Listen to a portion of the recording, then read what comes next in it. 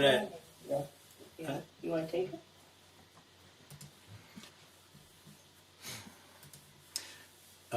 I'm going to suggest that, just try to keep your back more or less, erect. Maybe kind of put a little space between your back and the back of your chair.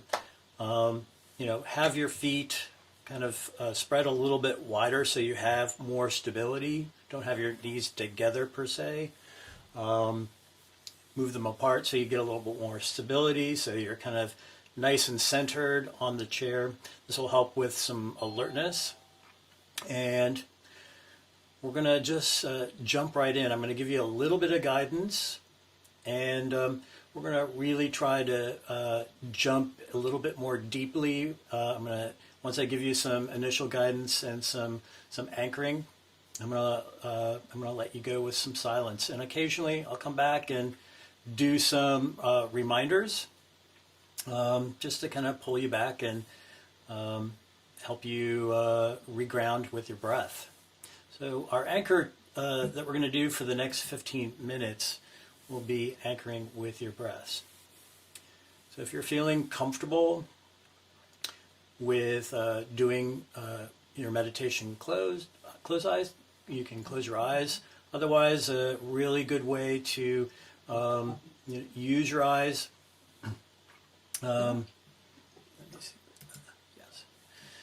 During meditation is to just slightly close them, look kind of down and forward, and softly focus your eyes.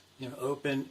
Don't focus on anything whatsoever. Just kind of like be very, very gentle with your eyes and just kind of slightly lid them. Let's take a couple of deep breaths. In, out. Really feel the air completely squeeze out of your lungs. Do another really deep breath.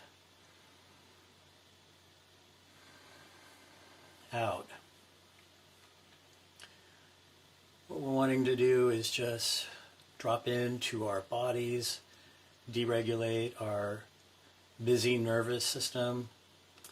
I'm sure that a lot of us rushed to get to this, feeling a little buzzy and sped up, and now we're going to invite ourselves to slow down and feel our nervous systems quiet.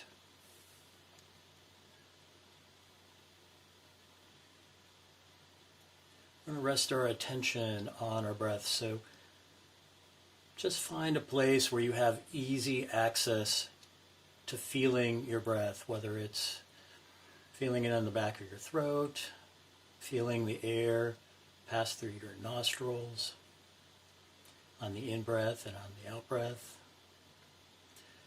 Maybe you feel it in your belly as you take your inhale and your exhale. For those of you who are finding some of those sensations a little bit more subtle, try counting.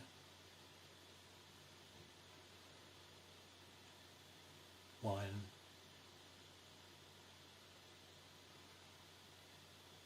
2,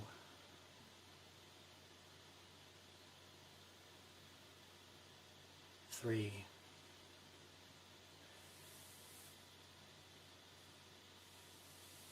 and try to get to 5, and when you get to 5, just go back to 1 and start over again.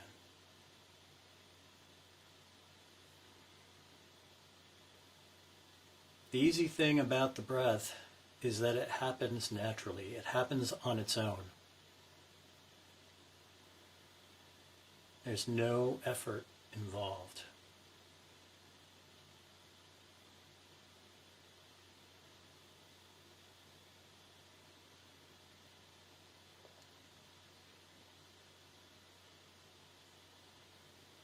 And as we rest our attention on our breath, we're going to begin to notice sensations, feelings, sounds, thoughts, emotions.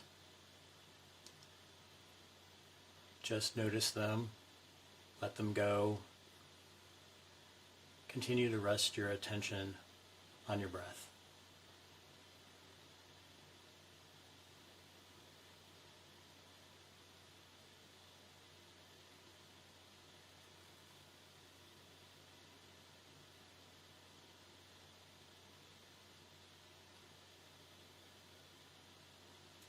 Some of these thoughts or feelings or sensations start to take your attention away from the breath, that's okay. That's what happens. Just notice that you've gotten lost. Gently give yourself permission to come back to the breath. Start counting again. Start observing the sensation again. Whatever your point of concentration.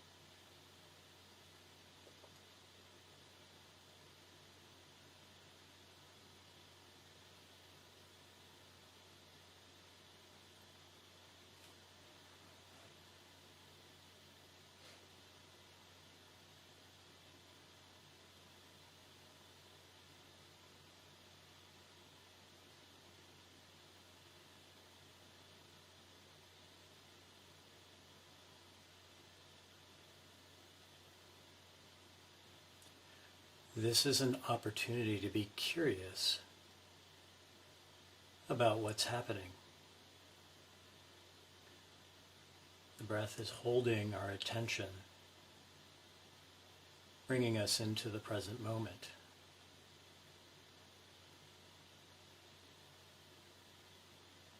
And we can watch with interest and curiosity and without judgment all of the other experiences that start to emerge.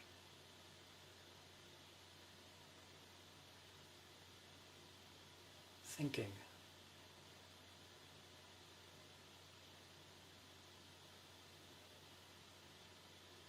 feeling,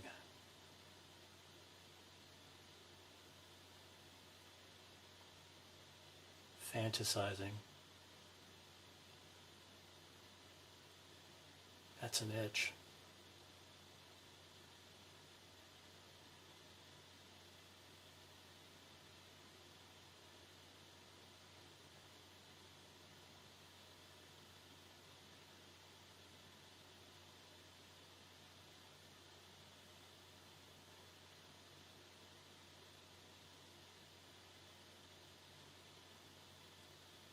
Let the noticing occur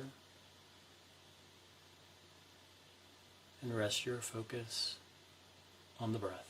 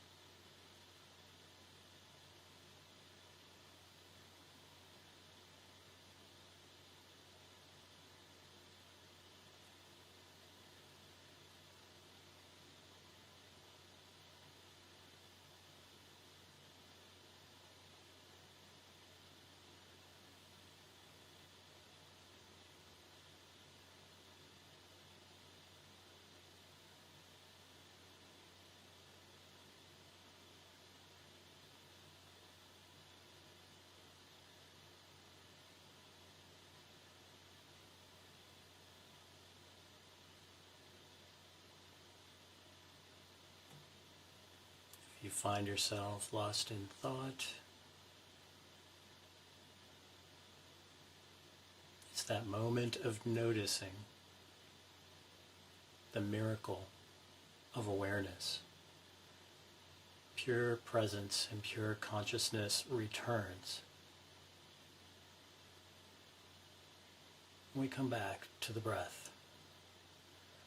Our friend, our fellow companion on this journey we call life.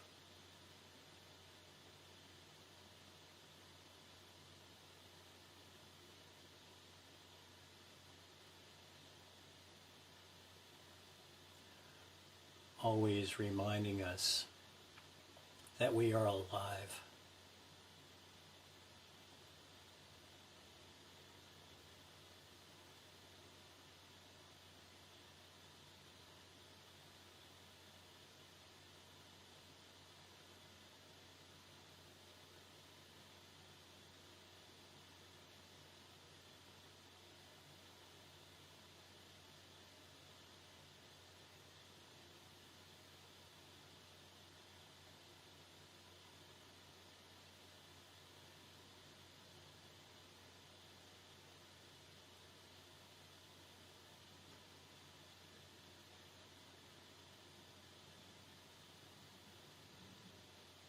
If you're finding yourself without any thoughts or any strong sensations,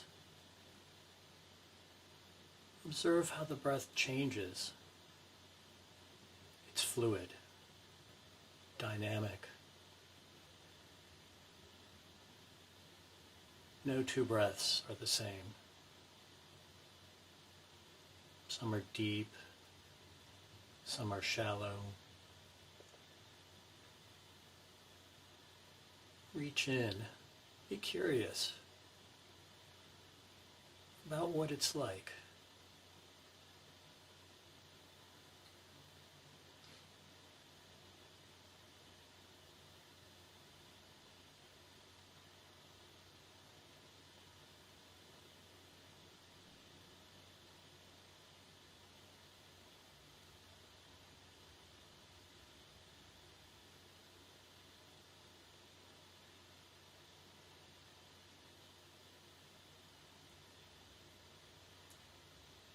Maybe you're thinking right now, when's he going to ring the bell?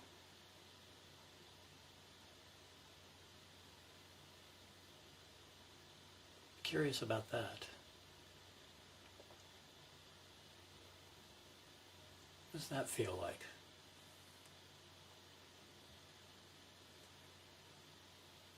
In a few moments, you're going to hear the bell. And I invite you, when you hear the bell, to take your time opening your eyes. Enjoy the stillness. Bring the stillness back with you into open-eyed awareness.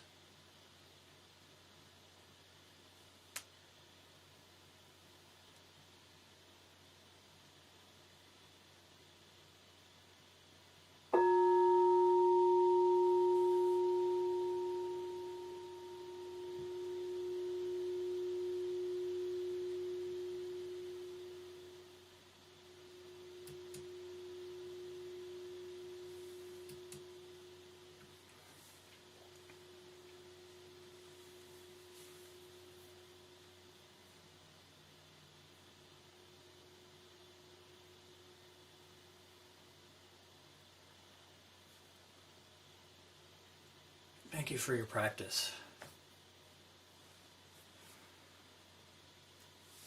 So, I wanted to just give ourselves a few moments here to share anything that might have come up or any experiences that might have come up during this longer silent practice. Some of you are experienced meditators, some of you are new to meditation, I find it useful to hear other people talk about their experience and maybe ask some questions about the experience. If anything came up that might have been difficult or you just didn't know how to work with it. And we'll give ourselves a few minutes and then we'll get into the meat of the class for today. So if you want to share about your experience with a sit or have some questions, please go ahead and unmute yourself, and we'll go for it.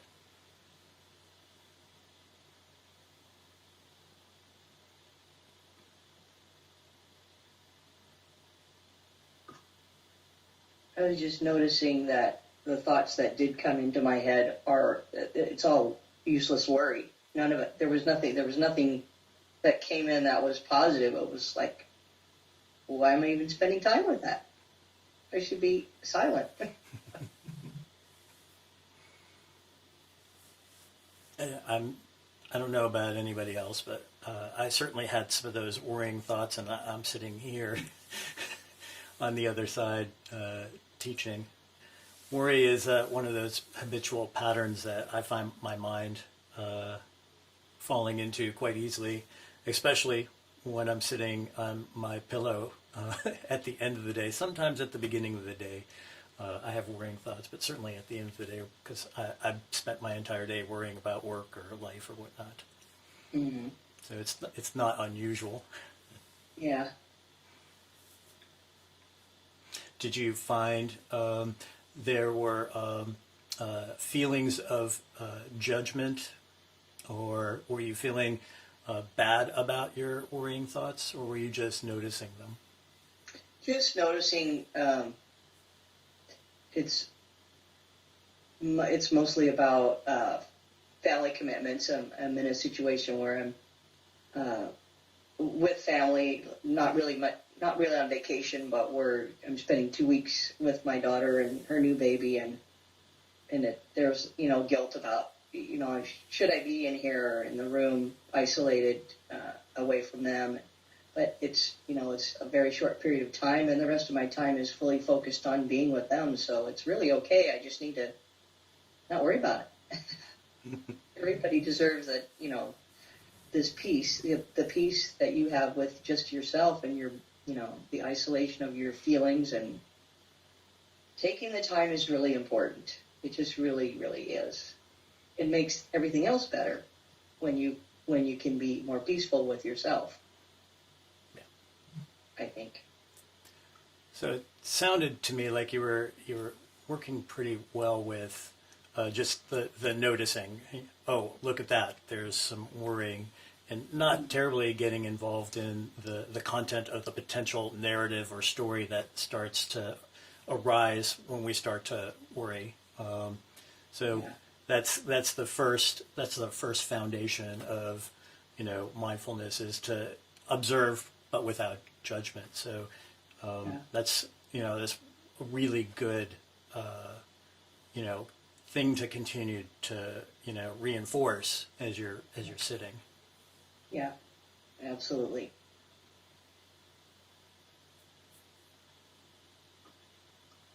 I've got a quick question. Sure.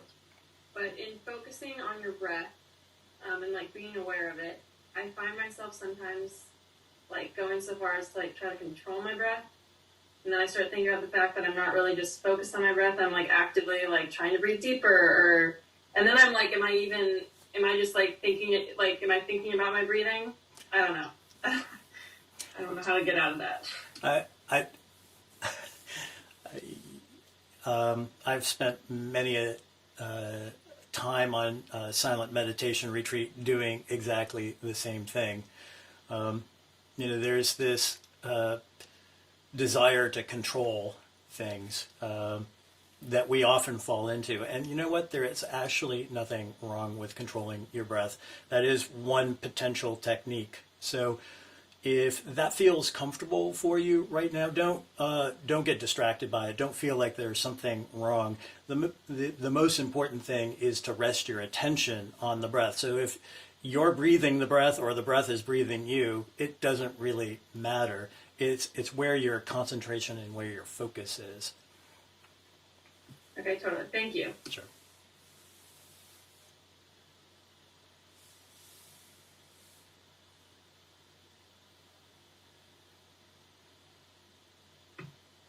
I just want to share that I had kind of interesting, similar experience with the breathing today. You know, I was feeling like I was very intentionally breathing in, breathing out, and then that, for some reason, brought me to pay attention to some aches and pains in the body. So I was noticing it like in my shoulder and like in between, it really felt very heavy. So then that breathing brought me to this kind of a physical attention in my body. So that's when I went into that. But I was still continued reminding that I needed to keep breathing regardless of these distractors, or I don't know if it was a distractor or not. Right. Yeah. That often happens when we sit down and meditate and we use the breath as our focal point. Your nervous system starts to quiet down, and things that you might have flown under the radar because you're distracted and you're caught in your head during the rest of your day start to arise. These aches and pains that may actually need to be tended to will start to show up, or maybe feelings will start to arise around something that you've been carrying around with you, or you'll just launch into plain old crazy thoughts, which is usually where I go. And the important thing to be okay with is to not get attached to the fact that this should not be here. Just completely open to what is happening and just be curious about it. Mm-hmm. and use the breath as this way of holding on to staying in the present moment. The breath is always there. It's just carrying us. So it's sort of like, I always like to think of it as a sort of a lifeline to the present moment. So if you really kind of rest your attention there, you're building the neural pathways that will continue to hold you with some stability in the present time. So as these body sensations, emotions, and thoughts and feelings start to arise, you don't get pulled away from that. So just notice what happens. And I think we'll get into a little bit later, how do you start working with these body sensations when you're doing a mindfulness practice? So, this is actually a good question leading into the talk. Because you said there was a word key, they said curiosity, and as a curious man that I am, then I was like trying to kind of, and I thought, he said, oh no, I'm just going to start going into being curious about why I'm feeling this and why is it here. And so I was like, well, I don't think this is the purpose of what we're doing here. Yeah. Too much curiosity leads to a train of thought sometimes.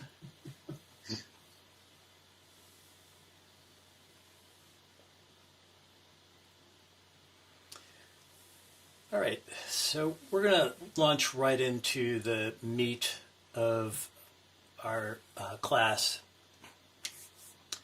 with a talk. So we're going to move into the topic of mindfulness of the body. And the body is one of our direct routes into the present time. Many times we in the West have this misconception that meditation and mindfulness is about entering some altered state of consciousness where we kind of transcend our bodies and enter into some spiritual realm that's full of bright lights and rainbows and everything is euphoric and joyful. And I can report that that does happen sometimes. And generally when we're cultivating and in a deep focused concentration state. But that's not the goal of meditation. There are two monks, and they're sitting and they're meditating on a balcony looking out over this great, beautiful landscape. And one monk says to the other, I'd really appreciate it if you'd refrain from saying ka-ching every time you become one with the universe. which is kind of really just pointing to what I said. There are these altered states of consciousness, but that's not what we're after. I mean, that can happen. It shouldn't be the goal. It's the practice that we're after. So what we're wanting to do is we want to develop a capacity for developing awareness and presence regardless of where we are and what we're doing. So each morning when we wake up, you find yourself doing two things. You find yourself in this body and you find yourself breathing, thank goodness. And it's with us every moment from the point that we're born to the point that we die. We're in this body and we're breathing. So it's one of the main foundations, the body is one of the main foundations that we can rest our attention in because it anchors us into the present moment. If you think about it, even as you're sitting here right now, your body is reporting to you something that is happening right now. It might be, for me right now, my body is telling me my butt is sore. I'm sitting on this pillow and I've been in this chair for several hours. It's just reporting sore, sore, sore. So if you check in with your own bodies right this minute, there is some sensation that is arising from your present time awareness. Whether it's your foot is resting on the ground, maybe you feel some breeze hitting your skin. So your body is a conduit to tell your brain what is happening right now. So if we rest our attention on what the body is telling us, we have the easiest pathway to tune into what is happening now and be in the present moment. And when we arrive in the present moment, we can show up for all the joys and all the pains and all the sorrows as they are unfolding in the present time. All too often, we find ourselves just completely caught up in the rush of the day. And we're up here inside of our heads, completely distracted by our thoughts. And all the while, there are things going on around us that we're missing out on. All sorts of big things and little things that if we just could slow down and arrive in the moment, we would bear witness to. And then if you really reflect on the world that we live in today, right now, with social media and the glut of online news and media, it all serves as this huge distraction from what is happening right now. We get caught up in what's going on inside this little box that we carry around with us. Or we get caught up by what's on our computer screen and we get sucked into what's going on. How often do you find yourself doing this? I find myself on my phone checking Facebook or Instagram, reading the latest news, finding out what the state of the union is, what the current knowledge is around COVID-19, et cetera, et cetera, et cetera. Constantly just focusing on these things that aren't actually happening in my present time experience. What my body feels like. What does it look like outside? Is it hot or is it cold? And I think you can kind of see this proliferating in the world around us. How often have you gone to a park or somewhere that's super beautiful and seen people walking through the park or down the beach or at some, site that's just fantastic and beautiful and it smells amazing, and they're looking at it through the video on their phone. So they're removing themselves from the actual experience that they showed up to experience by putting the phone in between them, and they're looking at the screen. So they're not actually interacting with what's going on. They're interacting with the phone. So when we see this, what's happening is our focus is narrowing and narrowing and narrowing and narrowing, and we're experiencing the world through this little pinprick in this giant piece of paper of the universe. If you hold up the piece of paper and you stick a little pinprick through it, it's like looking at what's going on the other side of the paper through this little tiny pinprick in the paper, separated from what is really, really going on, and getting just a very small trickle of that experience. And when we continue to focus our attention in such a narrow fashion, eventually everything evaporates and we cease to exist in the place where our physical body actually is arriving. So, you could be in the middle of a beautiful park and totally absorbed on your phone, and you could be anywhere. Which reminds me of a story that Jack Kornfield told during the very first class I took with him. He said there is this famous Buddhist teacher who had this to say about why do you practice meditation. And this Buddhist teacher said, so I will see tiny little purple flowers by the side of the road when I walk into town each day.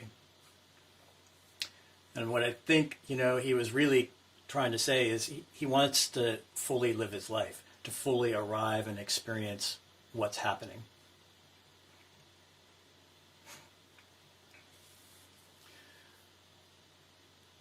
So one of the goals of working with our body is to use its channel into the present moment to arrive. Everything that happens to the body gets reported in some way, shape, or fashion to the brain. And that's the seat that integrates everything. That is where we collate and integrate and start to layer some sense of understanding about what's going on in the world. So energetically, it's the easiest path for us to arrive in the present moment. As we come in touch with what is going on in our body, we're getting more and more anchored in what's happening right this moment. I find that it's really easy to be present with my body when I'm in a moment of joy or happiness. If you really think about it, in those points in time where you're full of a lot of joy and maybe you're laughing, there's this spontaneous thing that happens in your body. You start to laugh, and you can feel your belly just kind of like jiggling and getting tense, and you can feel the tears kind of maybe running down your face. There's this full-on body experience that just spontaneously erupts. We can hear the sound of our laughter in our ears, and it's in that moment that your mind is completely disarmed. It's not involved in the process. It's just experiencing. And I find that to be kind of a miraculous thing, that is how your mind responds to joy. It becomes more present. But on the other hand, when we're in a state of pain or suffering or something that's unpleasant, one of our main coping mechanisms is to disassociate and leave our body. It's an ancient protection mechanism that we've developed to survive. It's one of those mechanisms that we used to, survive when we were in danger as we evolved on this planet. But I'd like to propose that particular coping mechanism is now on steroids. It's completely overused, and it no longer serves us, because for the most part, we're not in danger of being killed in any moment in time. So the reaction of disassociating and leaving the body leaves us in this state of conflict with our body. Because as soon as we encounter something that is unwanted, an unwanted sensation, for instance, like something that might arise when you're feeling anxiety. For me, anxiety is an intense emotion physically in my body. And as soon as my body starts to experience that, one of my primary coping mechanisms was to disassociate because the feeling was so intense.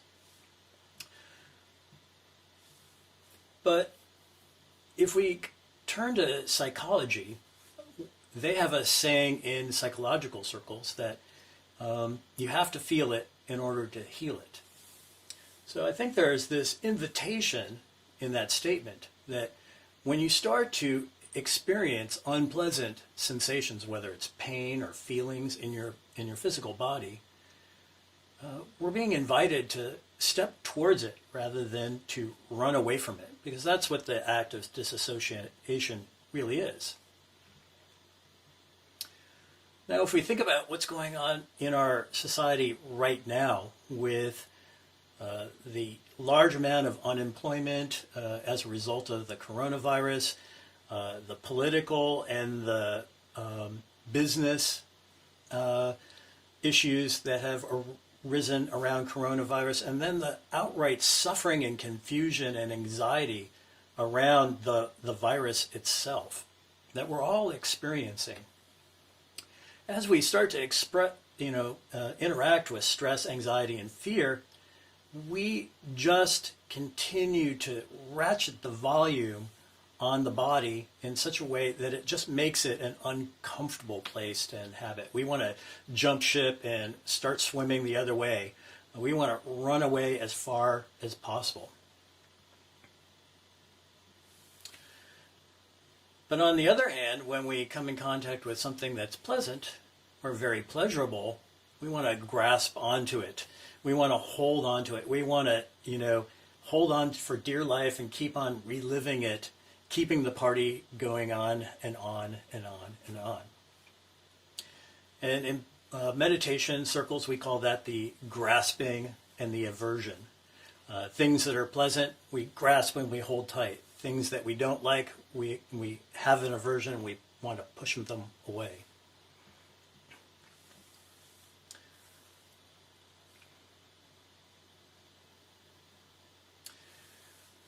And I'd like to take a closer look at how we as a society treat our body. If you really look at it, we treat our body as if it's some piece of equipment, an accessory, something to be manipulated to suit our desires or to fit into society in a certain way so it's acceptable. And this is classically referred to as the mind-body split, where the mind is the superior portion and the body is subservient. The mind is in control, the body is along just for the ride.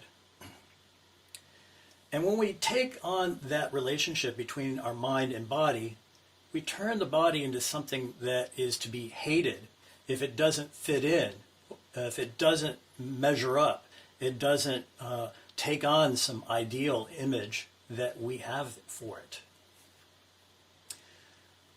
I'd like to tell this story as an example. How often do you look in the mirror and see something that you like about yourself? And for a long time, I've had this image of myself as not being attractive. And I've spent a lot of time in the gym trying to work it out and put it in the right shape and dieting and changing my diet and all this sort of stuff so that I can look a certain way. One day I was just looking very quickly in the mirror, and I look in the mirror and I went, wow, you look great. And it was just like in that moment, I just had that, like the payoff. You have arrived. You have achieved what you wanted for yourself in terms of what you physically want to look like. And I looked away and I looked back in the mirror just a fraction of a second later, and the only thing I could see was how fat I was. So in just a split instant, I fell right back into this this cycle of criticizing and setting up an adversarial relationship between my mind and my body. It was almost like the mind couldn't actually see the body as for what it really was. So we have these narratives that we build up in our mind about our body. I'm fat, my head is bald, I'm too tall, I'm too skinny, I'm too fat, I'm too curvaceous, you name it. There's all sorts of too much, too much, too much, too much, not enough, not enough, not enough. So as a society, we've developed coping mechanisms. We have surgeries, we have drugs, we have supplements, clothing, makeup, all sorts of products that will adjust our body to make it an ideal. And what this does is it just sets up this general lack of friendliness towards this vessel that we carry, that carries us around from the point that we're born to the point that we die. And I'm hoping that I'm not alone in this. And I'm wondering if any of you can identify with this feeling of I'm not good enough.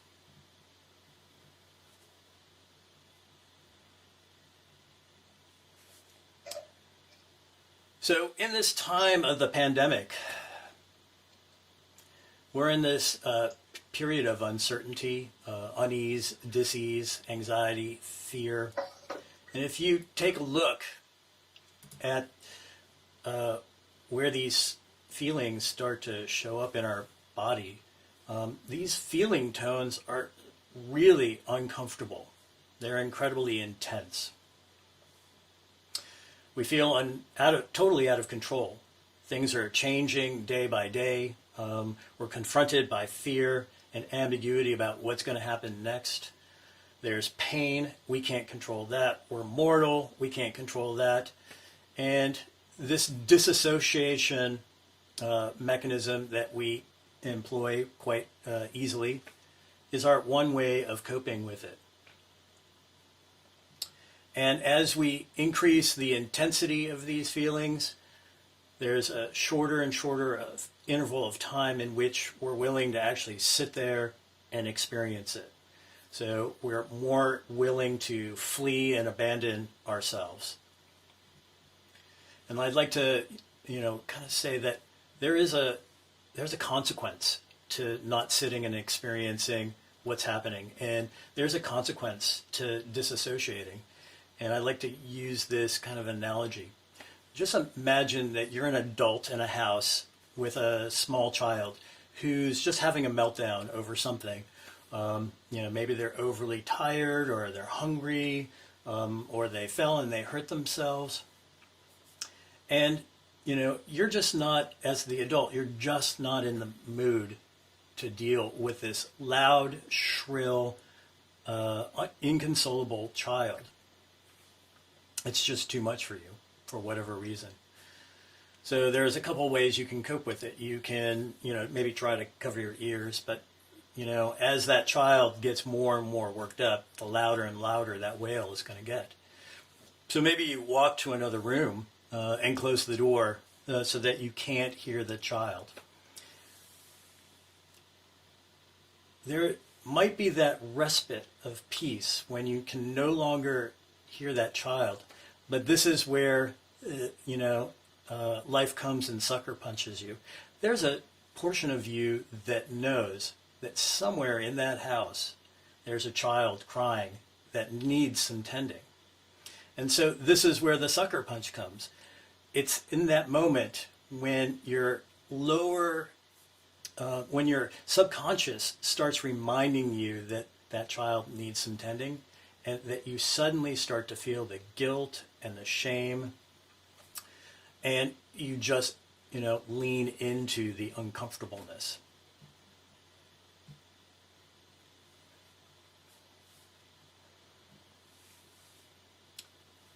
So I have done a little bit of research on this particular topic because, it's one of the things that I do a lot.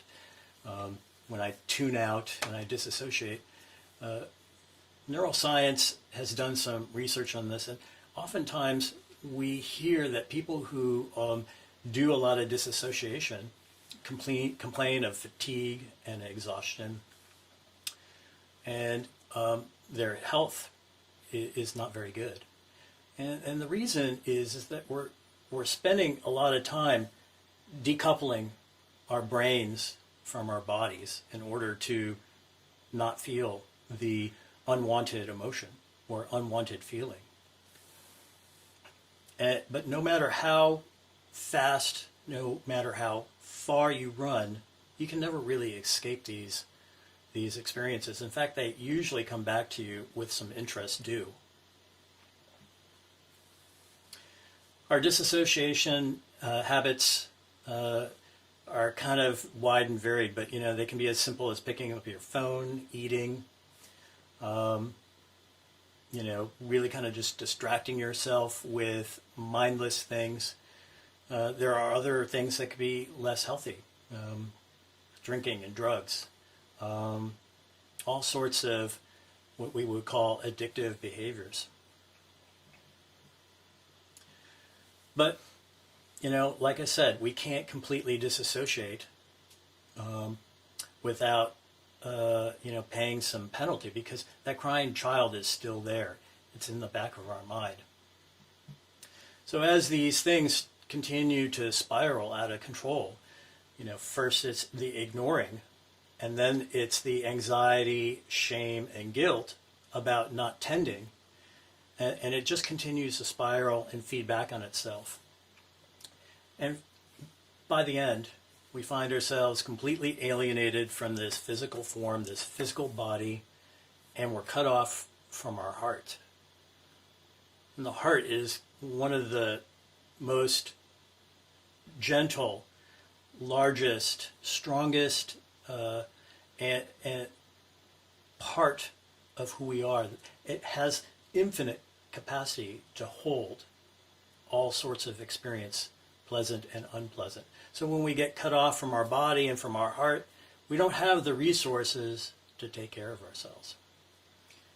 So the real invitation here is to stop when we're in those moments of unpleasant experience, to turn our attention around and face it, and do it with kindness and an openness towards whatever that experience is. Become curious, to be compassionate.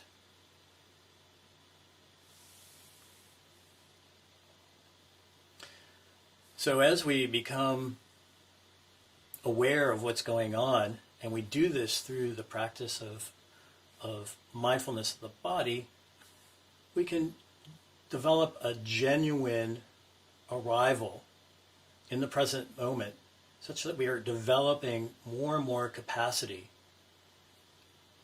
to accept what is happening.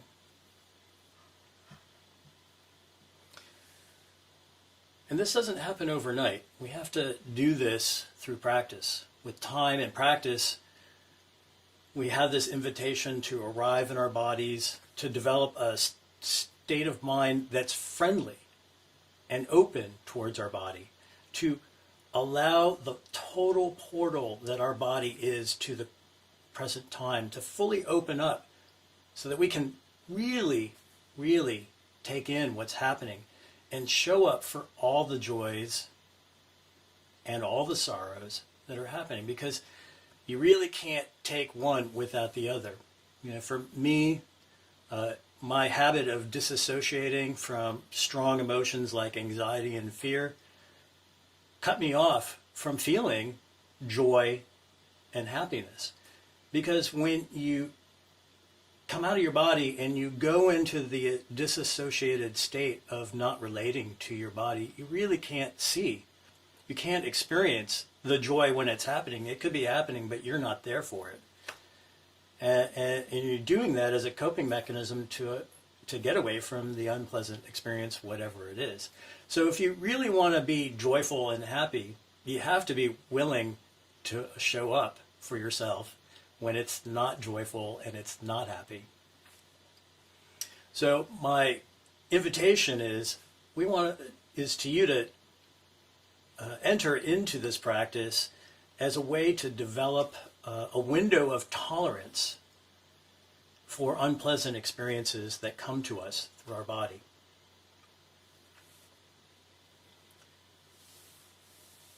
So I want to talk a little bit about mindfulness of the body.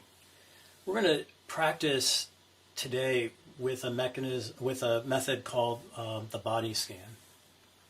And the method of the body scan is we're really just going to get super interested about what's going on in different parts of our body. You might notice, for instance, if we're doing a body scan of our hand, that you might be able to feel the back of your hand. You might be able to feel some vibration or some tingling in your hand. You might be able to feel the coolness of the air on your nails. Or you may actually find that there's nothing. You may not have any sensation. Or there might be some numbness. The invitation is not to go looking for something that's good or bad or feel like there's something wrong if there's something you're not experiencing any sensation in your body. It's more about just being curious. What's going on here? And it's that question that I've been dropping in throughout the class. Be curious. Ask yourself, what's going on here? What's happening right now? We're really trying to focus our concentration on the reporting of our body to our brain, what's happening. And so we'll try to rest our attention on sensation. There's a few things that I kind of want to touch upon. There's a lot of unpleasant experiences that arise in our body. Maybe there's some pain, maybe you suffer from back pain, or maybe you've had an injury, or there's been some trauma, some traumatic accident or experience in your past that constantly revisits in the body. And when we're doing mindfulness of the body and we start doing a body scan, it's really important that as you're taking the direction, that if you're working with some part of your body that is super uncomfortable, to modify the directions that I'm giving to you. Try to find a way to work with what your body is telling you. If there's some area of your body that just doesn't feel like it's safe to go into and investigate, by all means, stay away from that part of your body and work around it. If you're experiencing, some mild pain in your back, it's okay to go in and practice a little bit of getting curious about what the pain might be like. If we take a look at pain in our body, what we'll probably start to realize is the pain is not constant. There might be periods of time where it's short, it's sharp, it's intense, it's throbbing, it's hot. Maybe it moves around in an area of your body. You might have a sensation of an itch. This is a classic thing that happens to people when they're sitting for a long period of time. Suddenly you'll feel an itch somewhere on your face. And the very first thing that you want to do when you have this experience of the itch is you want to reach up and you want to start scratching it. But the invitation is to sit there and observe the itch. And more times than not, if you just give it a couple of seconds, and you just kind of check in with it a couple of times, it'll go away on its own and then magically pop up somewhere else on your body. And I don't know, is it your mind playing tricks on you? Is it your body playing tricks on you? I have no idea. But the invitation is to watch the state of the experience as it rises and it falls. All of these sensations that we have in our body are ever changing. They're not constant. If you really get curious and you go into the pain, you'll notice that maybe initially the pain's really intense and then all of a sudden it just disappears entirely. There are people who've reported about sitting for long periods of time in meditation with some extreme pain and get to a place where they are able to sit with it and they are not consciously processing the pain in a way where they're pushing it away, where they were unable to work with it at all when they first started practicing with it. So there's this way of entering into this practice that we're really trying to get close and friendly with these experiences. If you go into the experience and you see that there's a sharp pain, maybe you just hang out with it for a second, or half a second, or a quarter of a second, and then you move your attention elsewhere. And by all means, if you're sitting and you're meditating and you're scanning your body and there is a place that is super uncomfortable and you need to, adjust your posture to get more comfortable, please go ahead and do it. We're not wanting to, torture each other in this practice. It's a practice of curiosity. But, try to sit there for a moment with it, maybe 2 moments, maybe 3 moments. And at the end of 2 or 3 moments, then give yourself permission to move. Oh, okay. So we're going to try and do some practice with the body. This is going to be a completely guided effort. So you're not going to have to know anything going into this. Just listen to the instructions as I give them to you and be curious. So I'm going to suggest that you get super comfortable. If you're seated, get your feet nice and sturdy on the floor. Rest your hands maybe on your thighs. I'm going to invite you, if you feel like it, to close your eyes. If you're not feeling so excited about closing your eyes, just close them part way and look towards the floor, about 3 or 4 feet in front of you. Softly focus your eyes.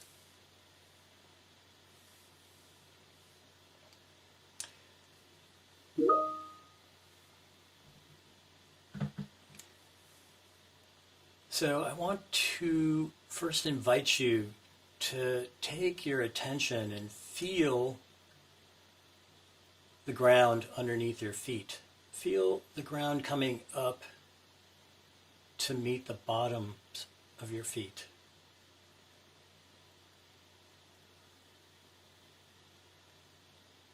We're resting solid on this earth.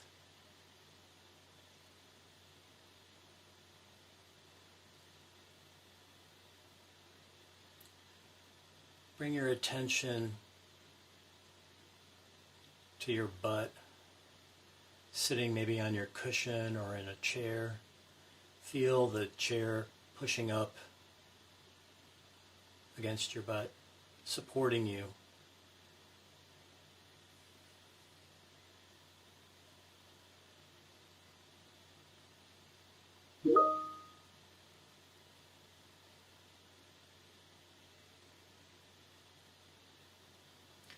We're going to move to our left foot.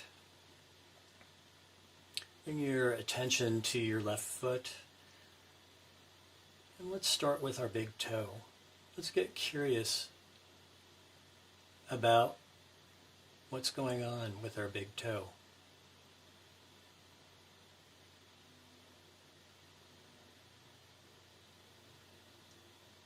Move to the next toe.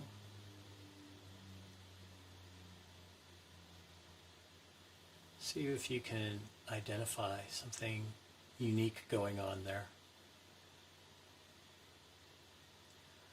Let's move to the next one. It's okay if you don't feel anything. That's completely natural. Just be aware of what is there or not there. of sensation do you have with the next toe?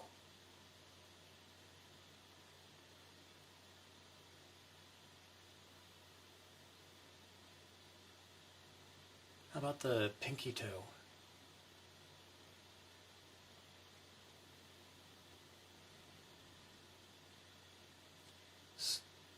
Move your concentration and your awareness to the top of your foot.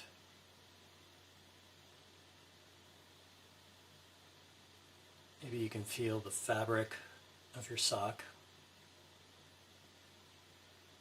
Maybe it's warm. Maybe it's cold.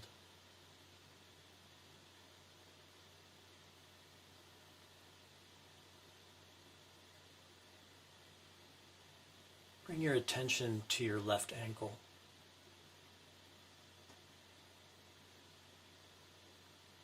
Feel the inside.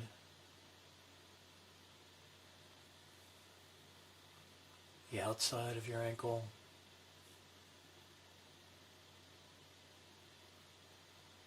There's no right sensation. There's no wrong sensation.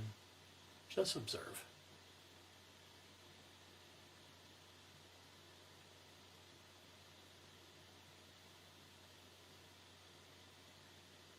Traveling up to our calf.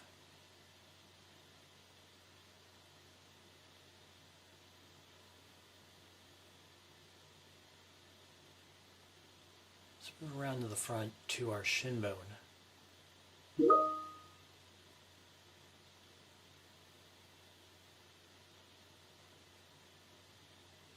may find that you are hearing things in the background that might be distracting. It's okay. Just bring your attention back to your body. Let's move to our kneecap.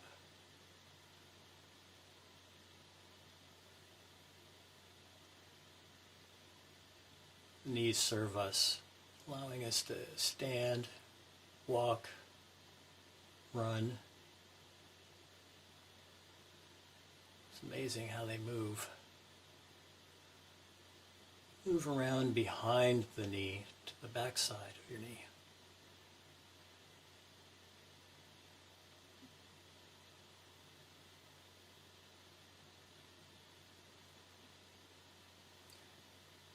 Let's move up to the top of our thigh. Maybe your hands are resting on your thighs right now so you can feel the warmth of your hands on your thighs.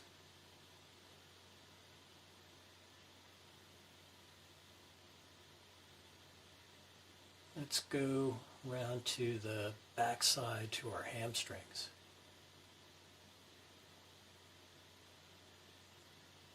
Maybe they're tight. Maybe they're not.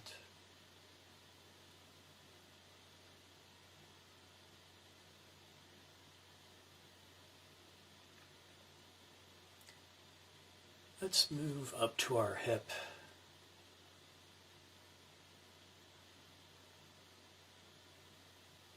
What's going on there? Many of us sit all day at a computer, so maybe there's tightness there.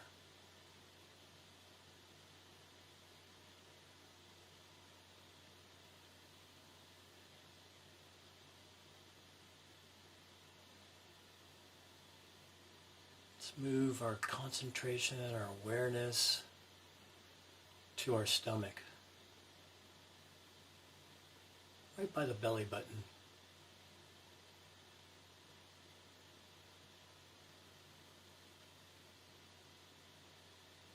What kinds of sensations are there?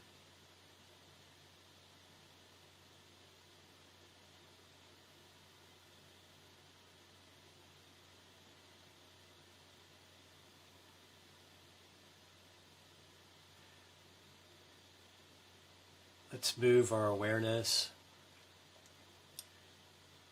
to our chest, maybe right above the heart.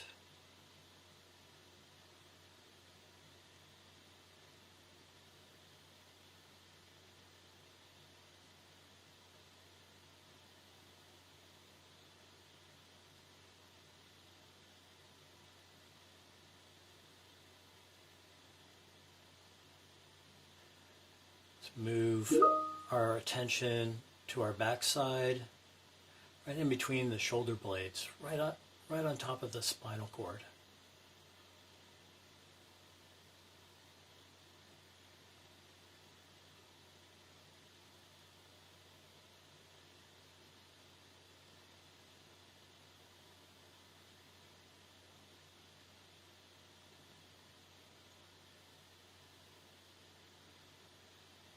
Let's move a little bit further north to the top of our shoulders where the neck meets the back. Maybe there's some tension.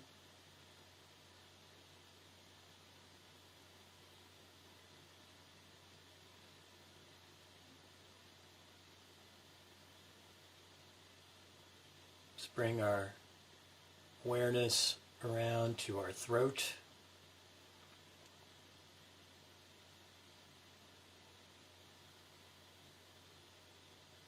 Right about where our voice cords are. What do you feel there? All these tendons that come from our chest that go up into our neck, allowing us to articulate and turn our head, turn our neck.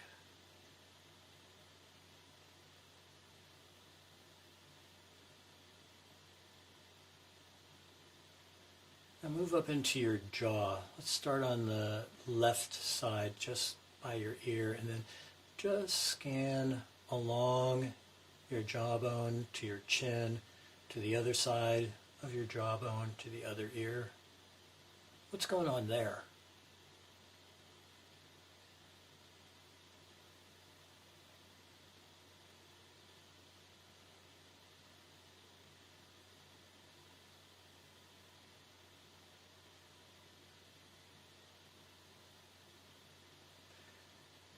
Bring your awareness to your lips.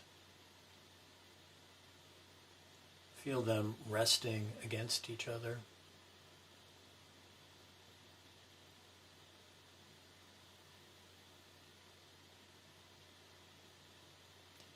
Can you sense whether or not your face is smiling, frowning, caught in concentration?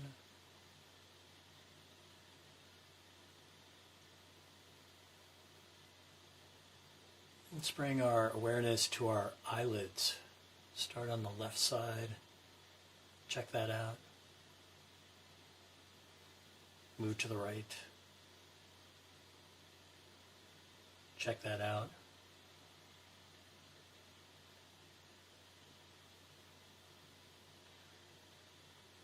Let's move up our forehead to the middle of our forehead.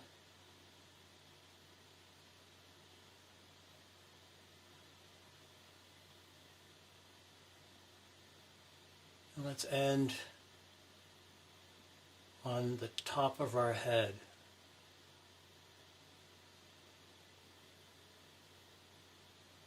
Maybe your head's cold. Maybe there's some buzzing or some tightness.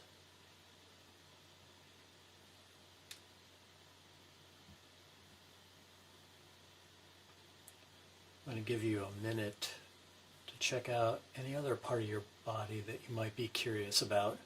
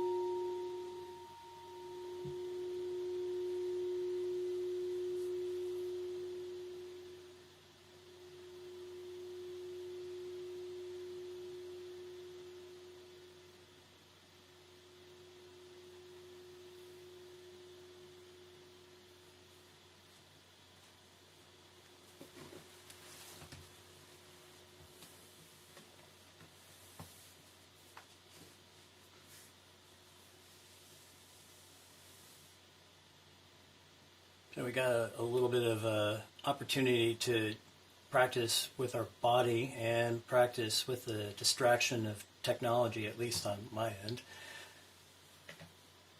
Work never ceases to realize that there are times when I'm not working.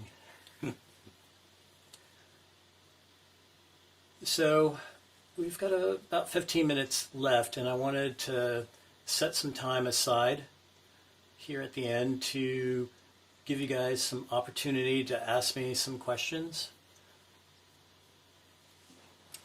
about the practice or anything that I might have discussed in my talk, or if you just have any general questions. Now's a good time to stump the teacher.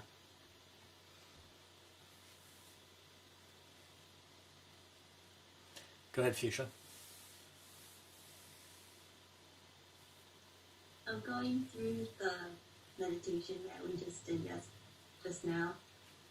I think it's so cool how when we're talking about breathing, like we think of it just happening in our chest and in our lungs, but it's so cool how you can like breathe into different parts of your body, and it actually will like help release like tightness or pain or aches.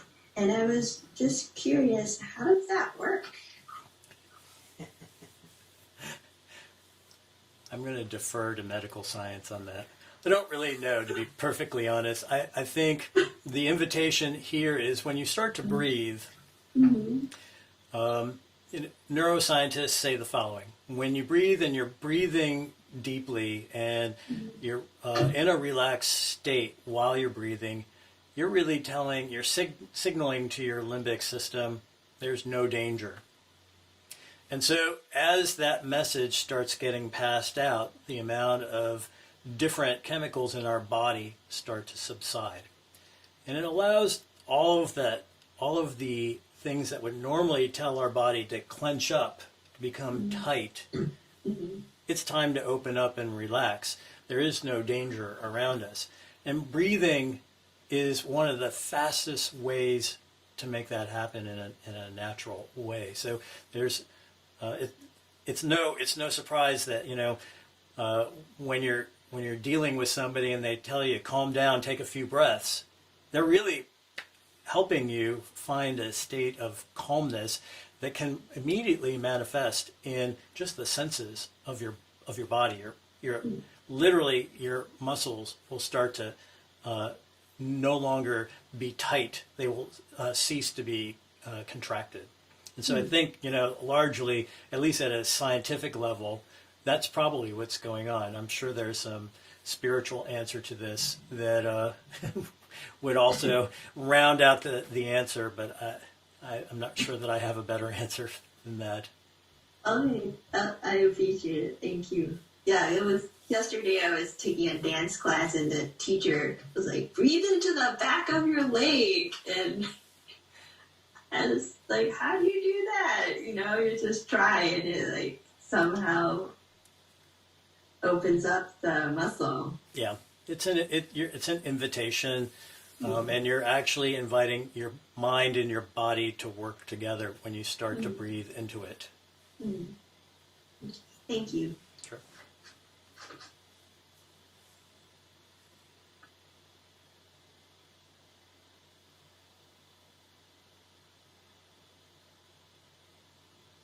So I always get into an internal debate on what is the right threshold to actually satisfy your bodily need while you're sitting. So it's like, at what point, like, okay, I feel this itch coming on, on my temple or whatever, and I'm going to sit with that, and I'm going to watch it. But at some point, after sitting there for a certain period of time, it's like, okay, well, if I itch this, I can move past it. Right. And finding at what point and how long you should sit always kind of eludes me. So everybody has a different answer to this, and I like Jack Kornfield's answer to it because it works for me. So he suggests that when you notice something like an itch, and you notice it once, twice, on the third time, you can service the interrupt. So, all right, I've seen this itch. It's been kind of catching my attention 3 times in a row.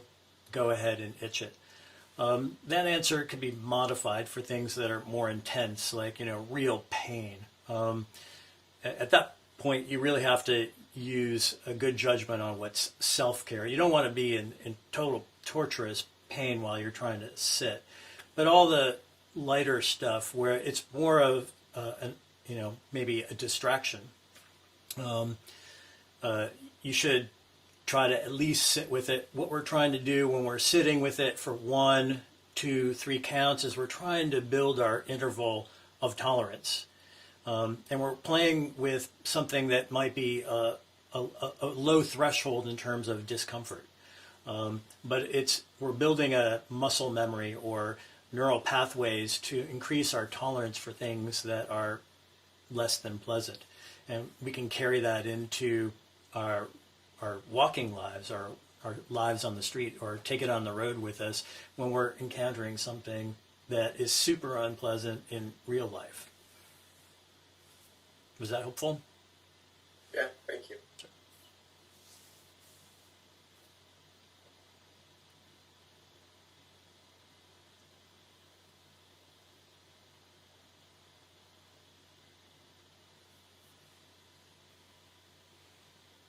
Okay. Anybody else? Being bashful? No? Okay. All right, so what I'm going to suggest is we're going to just do a quick wrap. What I'm going to suggest that you try to do this week is let's do some exercises, whether it's 5 or 10 or 15 minutes, and do some body scan. Maybe you have a sitting practice already and you're sitting for 15, 20 minutes in a day. Maybe just segment off 5 minutes of your normal sitting practice where you're maybe working with your breath.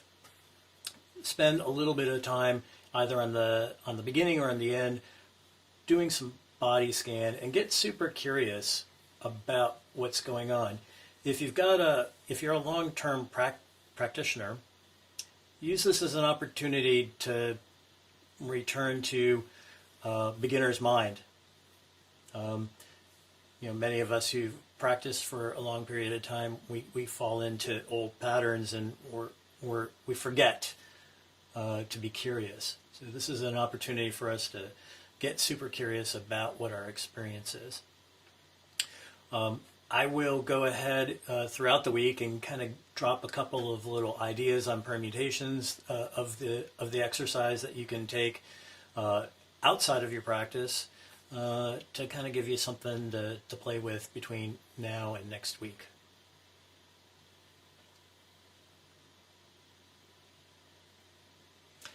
Gabo. Yeah, I have a question. So,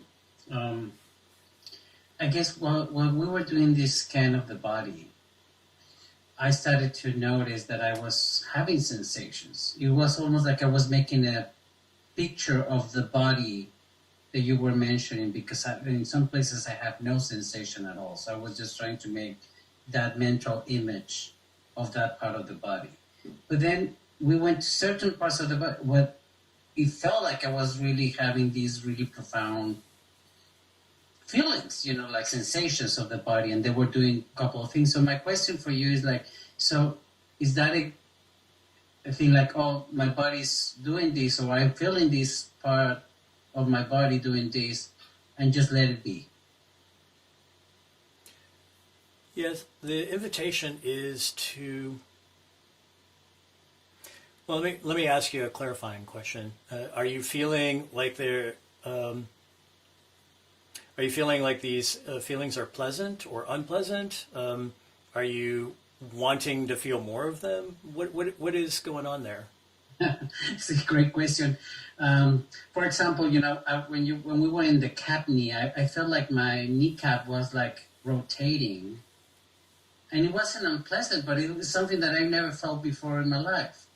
When we were in the head, I felt like they took the lid of my head, and I feel like there were like swirls of energy going up and down, and it felt really funny. Just like never felt anything like that before in my life. So it was like okay, that's different. I never heard it, and it feels kind of cool. So the invitation is just to see what's going on. Don't have any judgment about it being right, wrong, good, bad. There is no goal here. There's no you're not going to get a gold prize for something happening. It's more just about developing our ability to concentrate, rest our attention, and notice what is happening. There are these states as we become more and more concentrated where you're going to potentially see some fairly spectacular body sensations and all sorts of experiences that will arise.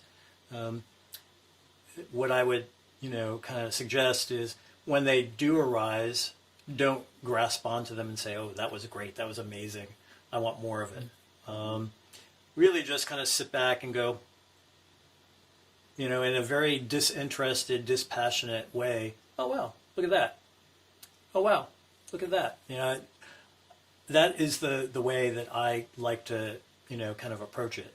Because the minute I start to get into the story, "Oh, that's pleasant," or "That's pretty cool," then there's this, salivating that I want more that comes on the end of that.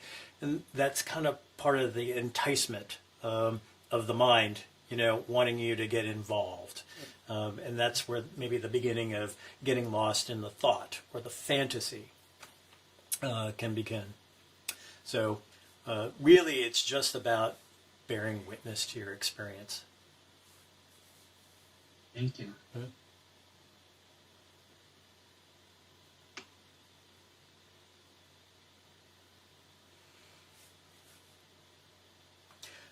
All right, so we've come to the end of our hour. I want to thank everybody for showing up for yourself today, to being curious, to showing up and supporting me as I practice while you practice.